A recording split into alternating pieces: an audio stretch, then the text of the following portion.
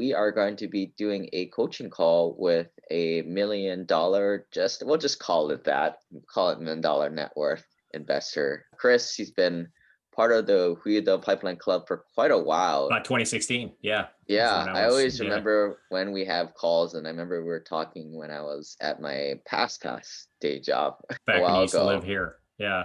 So why don't you give us a little context on yourself? You're up there in Washington, where I used to be. I live in the Northwest. Like you said, I work in the power industry as a technician there, electrical test guy. Then we have 2 kids. My wife works too. We own a business also, and started chugging along on real estate pretty much when I started talking to you back in 2016. Had done a lot of actual like futures trading and other types like stock investing, hoping that would set me free, and learned a lot. And then my neighbor's house came up for sale, and I started looking seriously into what it would take to have rental properties, and dove into like Bigger Pockets and your website at the time, or your podcast, and just tons of podcasts, and got fired up on it, looking at the slower moving animal that is real estate investing. What made you finally get rid of like the stocks and options and all that type of stuff? I don't do it anymore. It was definitely time consuming, and it was really, it just seems so unpredictable, just trying to chug along. I was doing option selling and trying to do that monthly income model, and it just never really seemed to, it was so volatile and just not a lot of fun trying to sleep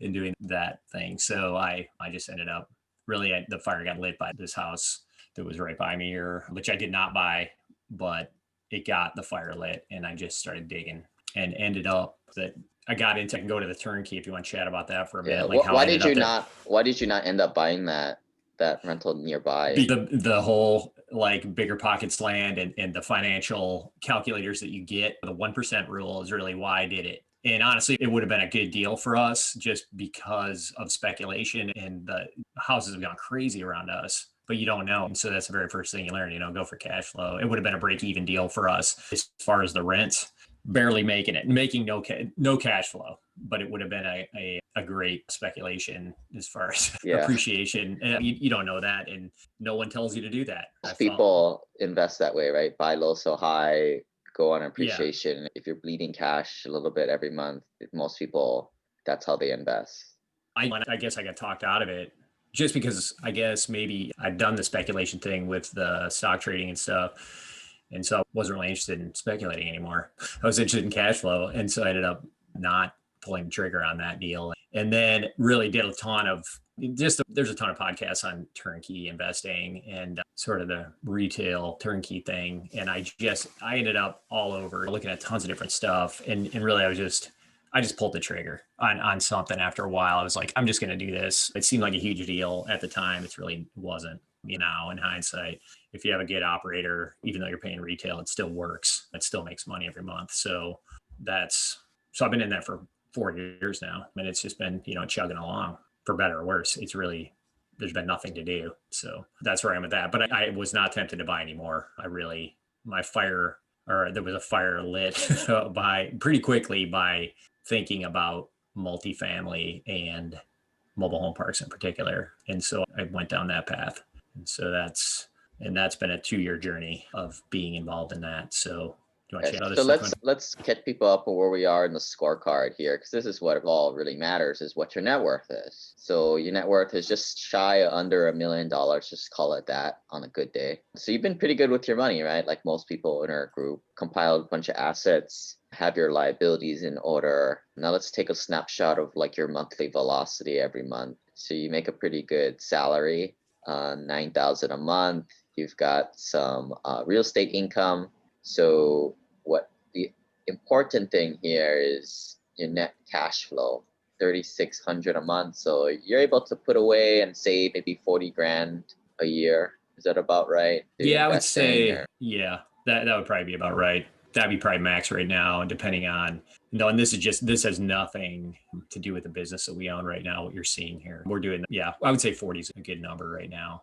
Yeah, and that's awesome. Like you're not making a huge salary like some of these other guys, but you're definitely in the average of where people are saving. Most guys are between $30,000 to $50,000 a year. And at that point, you're moving at a pretty good clip. You're not buying a syndication or two every year, or two syndications or more, or three houses every year, but you're steadily making progress. And at this rate, you'll probably be a lot different financial situation. I don't know if you're going to be financially free in 5 years, but you're definitely getting there. Probably going to be there in like under 10. It all matters on your living expenses. And I know the picture here, I can just guess from seeing so many financial profiles like this. Like, I'm sure you could tighten the belt a little bit, but you're seeing the light at the end of the tunnel, and you're gonna coast in there. You don't need to live in ramen noodles. No, we don't. Yeah. We have some perspective on that for sure. You know, we're going to live a little bit, but it's like, just right. It's as you lay out the plan, the tightening may occur or may not. Yeah. So when we talked a long time ago, you were doing the turnkey stuff. I think that's what connected us in the universe. And then you went off the simple passive cash flow registrar. You became more of a do-it-yourselfer kind of guy. So tell us how that little experiment went. What did you go and buy? What did you do? Yeah, so I wandered up. I got very interested in the mobile home park thing. And it's funny, I got interested in it because when you look at mobile home parks, what's interesting about them is that they can be passive in some respects if the mobile home park is all tenant-owned homes. So that is a really cool model where the person that lives there owns their own home. You just collect, you rent the dirt to them, and you just maintain the property. That's not the park that we bought. We definitely saw the lure of the higher rents from owning homes. So we bought a park. I have a partner on it. It's just two of us. So we bought a park that has 25-ish we own 25 of the homes. So it's a lot of work as far as just keeping people in it. It's just, that's a low income housing community is what it is. I've learned a ton about it, and I definitely get that the tenants that own their own homes I don't even know their names, barely. I say that. It's like they're really super easy, and they just do their thing, take care of their house. They pay me rent every month. You run into problems at a mobile home park when you're mounting people to collect rent and they don't own the house and they trash it. It is like, you may have said this before, but it's like pig pen or something. They go crazy. And so you get to rehab or do a rent to own, handyman special kind of stuff, doing a lot of that stuff pretty much every couple months with turnover. But the other thing I've learned is that low income housing is high demand, and we never have an issue with vacancy. But you'll have vacancy just because you're turning one over, just cleaning it up. But really, it is pretty incredible. So I've seen the whole thing, and I do realize that I'd prefer to be more of a passive investor at this point in my life. It's just something you're always thinking about when it's yours and you're the operator, you're everything when you're communicating with the manager and doing all that. So that's that story. The partner you went into, was he more sophisticated? Did he have operator experience with this stuff? Or? No, we were both just interested in doing it. Had done like the kind of a academy mobile home park boot camp stuff. Yeah, exactly. Exactly. So just pretty much just fired up newbies and dove in. And the person we bought it from was super helpful. That was probably the easy part, honestly, is that we had that person helping us. And they had tons of properties in that area. So they just held our hand on it, and we got going that way. And so that's the story with that. And that is, I will say like that, the mobile home park education out there's only one group that does it, but they actually do a pretty good job of actually teaching it to you. It's a shame that, there's a plethora of multifamily gurus teaching it, but they only teach how to buy the properties. Oh. None of them actually teach you how to operate it, because a lot of them haven't operated that thing or own rental or own multifamily in reality. But I think Frank and Dave do a pretty good job. And you get a lot of operation stuff, and they're available to you, and it was good. I felt like it showed up with stuff. It was like the turnkey thing. It was like, once it was super scary, and then we did it with the mobile home park too. It was like, now we're in it however many thousands of miles away doing it. Both of you guys are remote. Yeah. Yep. It's remote. And we spent a lot of time on the phone. The business exists inside my phone. Did you guys know each other, or just happened to meet up randomly? Meet up randomly. Yep. Yeah, it's crazy.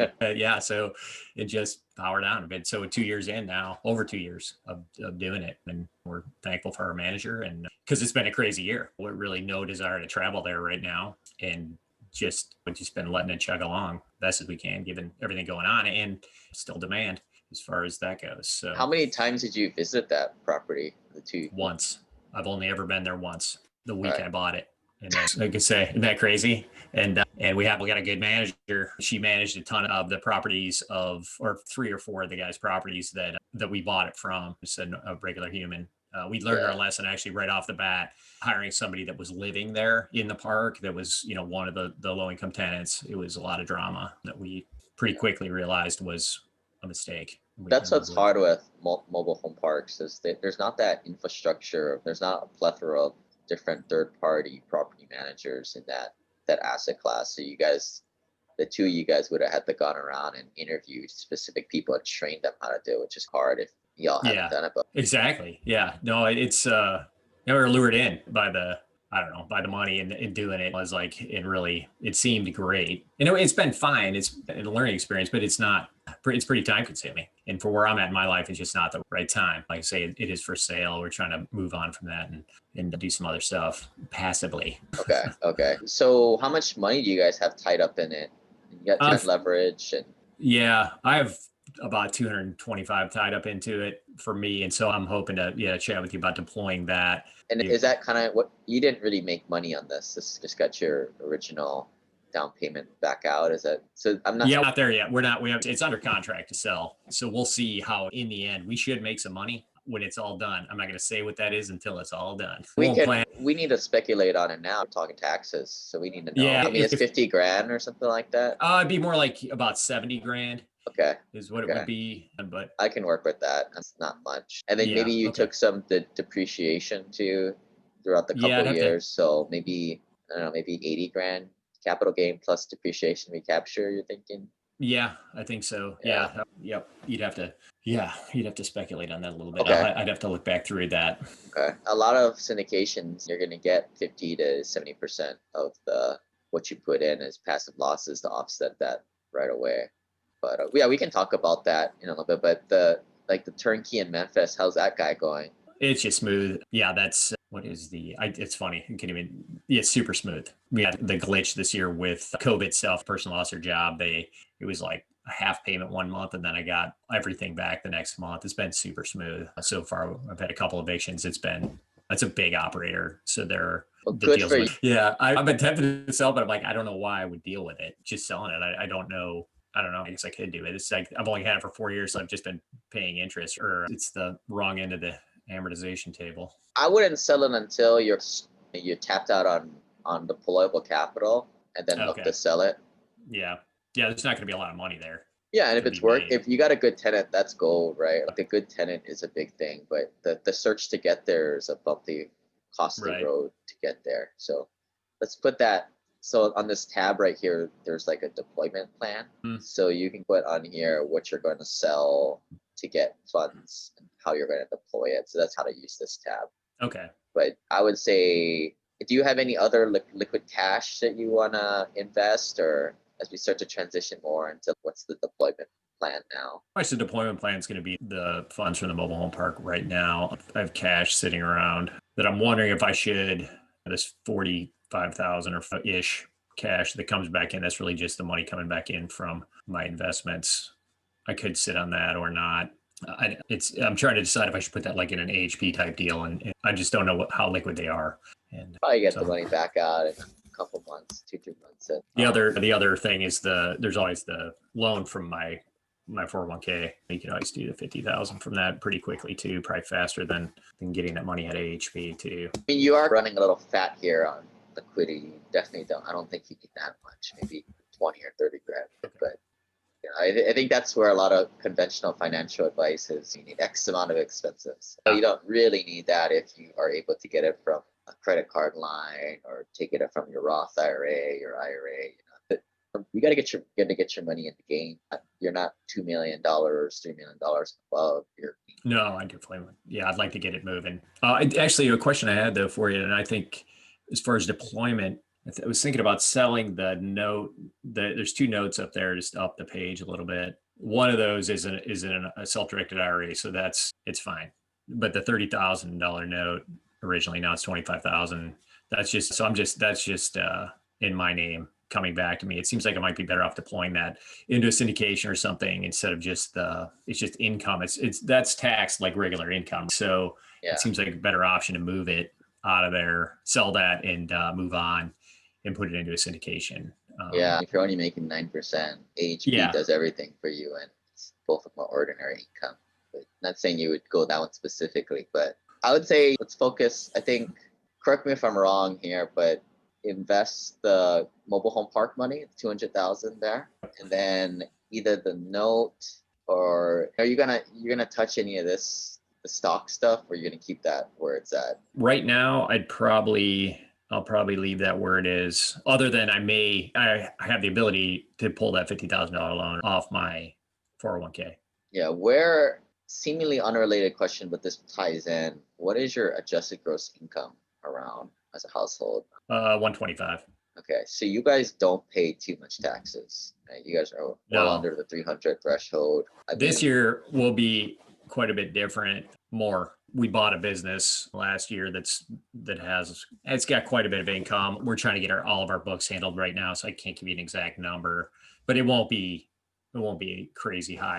It'll still be under 200. So next year, will the business do the same thing? We're going to try to make sure it does. We have plenty of things we can buy. We'll keep it down. We're pouring money into infrastructure right now. So we have enough expenses, I think, that probably to zero. Yeah, to zero that income out. And that's the goal of the business, right? On taxes. Okay, I'll leave this alone. You can incorporate it in as you feel comfortable with. But for you, I would think, since you're not in a high tax bracket, even with the business, to take it out slowly would be the thing to do.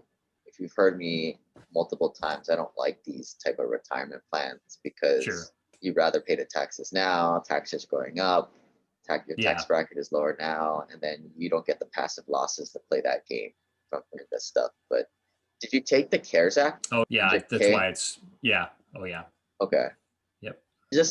You don't have to decide now, but I would say maybe think about just leaking out 20 to 50 or 100 grand every year through like a 72T thing, or how would you say doing that? No, just cash it out. Yeah. Okay. But I'll just let that stew for you right now. We'll see. Exactly. Yeah. That'll be like a chat with the tax guy. No, it's not a tax for the tax guy. It's all right here. You don't even talk to a tax guy. I'll tell you about. It's which way do you want to steer the ship, man? Yeah. The tax guy is down in in the engine room telling you what happens when you do it. I'm telling you what's gonna happen. We all know. Just know where your tax bracket is basically and how much of a hit you're gonna take, and then just weigh it out from there is what you're saying. But it's more of a strategy thing, right? You need to do the math on, all right, if you take it out and you start investing in cash, what will the implications be? Will you be making more money there? What kind of losses will you be getting? Will there be cost segregations done? That's what you need. That's your job. That is not the job of your CPA tax person. Right. It's a big thing. It's your number one expense in life. Gotta know what that is. That's not the job of your tax guy. That's unfair for them to plan. No, I've definitely heard you say that before. It's getting up to speed on that stuff is really a goal this year, just to be dialed in. I have good questions to ask. Yeah, it's pretty simple. I would say come to the bubble or get around the other people in our tribe. You're not going to get it from, if you want to pay somebody to tell you how to do it, I think that's costly. And you guys can't afford a family office consultant under $5 million net worth. But you're going to have to get this from your peer group of other high net worth accredited investors, what they're doing. So I'd highly recommend that. And just getting around other high net worth people is a big thing. And not on the bigger pockets, that's for sure. So I would think about that, maybe taking out maybe 50 or 100 every year and put it to investments. But you got a backlog. You got the mobile home park things first. Right. So ideally with the mobile home park thing, the way it's going to work is you sell it in the beginning of the year. So you have the entire year to build up your passive losses. Do you know how much passive losses you currently have just built up? I don't know. Go look at your form. I think it's 4825. No, it's not. I don't know. It's 48 something. Okay. But it is a form that has all your passive losses on it, your federal depreciation schedules. Okay. I would ask your CPA for that. Right. If they don't give it to you or they screw around with you, they're playing games. Because this is a big game that CPAs play. They don't like to give it to you because now they know you're shopping for a new CPA. And that form has a lot of built-in formulas and calculations in the spreadsheet. But you might have $20,000 or $30,000 of built-up losses, suspended passive losses to offset that mobile home park sale. So again, I think you said you're looking at maybe an $80,000 capital gain plus depreciation recapture. So if you already had $30,000 suspended losses, now we're only looking at $50,000 difference. Okay. Yeah. Okay. So if you went into a normal syndication that does 70%, 80% leverage and does a cost seg, and 50 cents of every dollar is put back as bonus appreciation year one, you'd knock that out with $100,000 investment. Okay. But so that's how that would Okay. probably knock out what you're going to get on that mobile home park. Things move super slowly, right? As you've seen, build a Right. mobile home park. It's probably going to be Q2 when you actually sell it, but then you have to go into another deal before the end of 2021 to kind of book that to offset it. Right? Yeah. And in your opinion, given where I'm at, would you do that in multiple chunks into different deals if they're available? $100,000 chunks. 5% rule, right? I don't want you to put more than $150,000 into any one deal. You didn't follow that rule on the mobile home park. No, I did not. You went 20% of all in, and probably back then your net worth wasn't as high. So yeah, Yeah. that was breaking a cardinal sin, my friend. But There hey, you it's go. real estate, and it works Yeah. out well most of the time. Right? Yeah, Yeah, it's true. it's a forgiving asset class. Yeah. Slow moving and forgiving. Yes. So yeah. Yeah. So yeah, deploying into multiple things this year, that would be hopefully if everything, hopefully deals are available and be able to get that deployed. Yeah, it's just like Would when be I sold in 2018 or 17, I sold 7 or 8 rentals for a capital gain of $200,000. But I had gone into deals and I had several $100,000 of passive losses built up. So I okay. used that to offset it. So it's essentially doing the same thing here for you. Okay. But yeah, get that done. And then worry about the retirement funds. But That's okay. Yeah, that's definitely what I'm thinking. I don't want to free stuff up. And like I say, I have the CARES Act distribution, which isn't a huge, because you can chop that up into 3 pieces. So that's not going to add much to our bottom line this year. But Our I AGI. tell it to you now because you got to decide in the next few months whether you're going to really do this crazy idea that Lane's talking about. And then now you're going to take out 30 to 50 grand every year, or 30 to 100 grand every year for the next 3 to 5 years. It's a slow Right. thing, slow leak. And then where this note that's not in your retirement funds, yeah, I would unload that as you can. Just in the same style as unloading the turnkey. Like maybe just throw the turnkey on Roofstock. They allow you to list it with a tenant in place. See Oh, what you okay. get. Okay.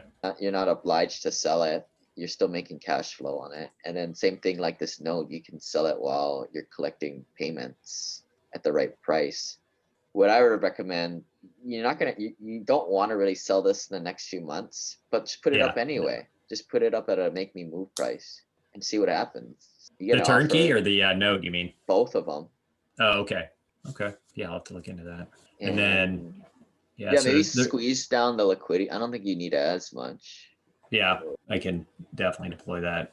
Yeah, Yep. maybe I don't know if you want a little bit of a cash flow stream. Maybe throw 20 grand in HP or something like that before their current fund goes away. Okay. But yeah, pretty straightforward, I think. Yeah. Yeah. There's not a Any ton of moving parts right now. Yeah. It's just, yeah, we're waiting on a kind of a load of capital to come in, and then nothing crazy to do right now, I don't think, unless I get that. So we'll move forward with that. Your highest and best use is at your day job. Don't get fired. I don't know what all the business is, but is the business a capital intensive business? You need money to do marketing or Not at all. Nope. It's a local service business, and we're able to. We bought it. It was already cash flowing. It's an owner finance deal, so it's there's not a lot to it. So it's not capital intensive at all. We make money, so if anything, it's just time. it's time. That's all it is. Yep. Yeah. It's learning how to. We're gonna build it up to turn it into an asset to try to possibly sell that too at some point here. So we're just learning. We're learning the ropes of that business now too. I guess we're glutton for it. Mobile home park now, service business. Just learning. Yeah, you guys are in a good spot. You got a day job that's probably low stress, makes Very pretty good much. money, and Yeah. you recognize that you can not put your heart and soul into it and put it somewhere else and make money there, and that's your highest and best use to put your overflow time into the business. I think the only thing for you guys is maybe years down the road, but I don't know, that service-based business, you can turn it into some kind of passive cash flow stream as opposed to right now it's ordinary, right? It's a business. Yeah. But maybe Yeah. when you reposition it, you stabilize it, you sell it off to somebody, but you retain the investor rights. You find some young whippersnapper who wants to trade his Yeah. time for money, and That is you the goal.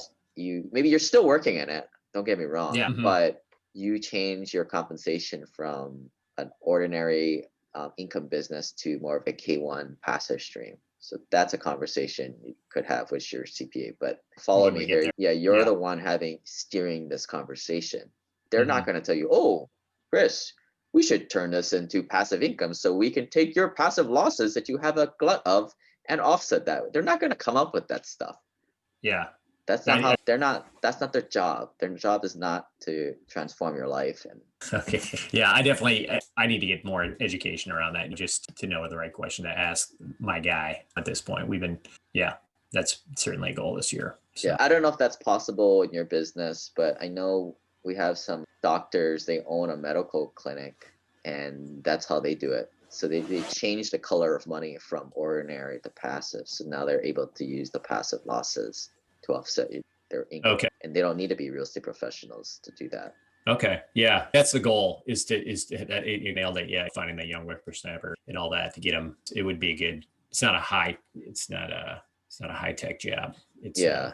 And who cares if you're getting paid top dollar? I don't know what your salary from that, but like maybe you're making $100,000 a year from that business. Who cares if it's 50 or 60,000? Young whippersnapper doesn't get the game, doesn't get the big picture. You're getting paid in the passive income color of money, which you can drive down to zero with your other stuff going on. Yep. That's the goal. Yeah.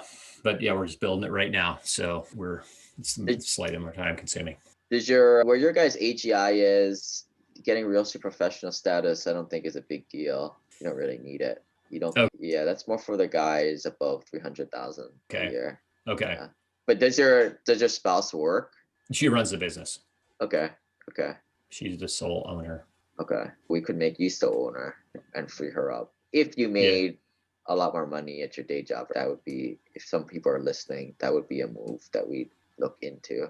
But from where you're at, the way you guys are doing it is optimal, I think. Okay. Yeah, it's just where we are now. We're learning as we go and seeing what works best for us, and this is best right now. Yeah, it sounds like you might need a new CPA, but yeah, take them. Hey, we're in the hunt. Yeah, we're in the hunt for that right now, actually. So yeah, there's a section in the e-course currently that has like, how do you interview a new CPA? Okay. But I would ask them, in your situation, like, hey, I have this business. Can you tell me about changing this money from ordinary income to passive income, and how that would happen? If I were able to do this, how would the passive loss, would I be able to use my passive loss to offset my passive income from my business? So that's the main point of doing that, is to offset the passive losses from your investments. Is that what you're saying? Yeah, you want to ask in that. At least that's my style. Like how you ask, and not a stump the chump question. Oh, tell me about non-conservation easements, right? Like you want to have a dialogue with them and just feel them out and see if you can work with them. Hey, I got an idea. If I have a lot of passive losses, how can I use them? Mm-hmm. They're like, no, you can't do that. That's a business. You can't do that. Then you're not working with somebody who's open-minded. Who's creative. Yeah. All right. Or maybe they just don't have the experience. Okay. But I think that's one way you can ask. So that's at least my style. In our mastermind, we have people do it different ways to vet the CPA, but that's my style. It's like, I go in there. Oh, so how can I use the passive losses to offset this income right here?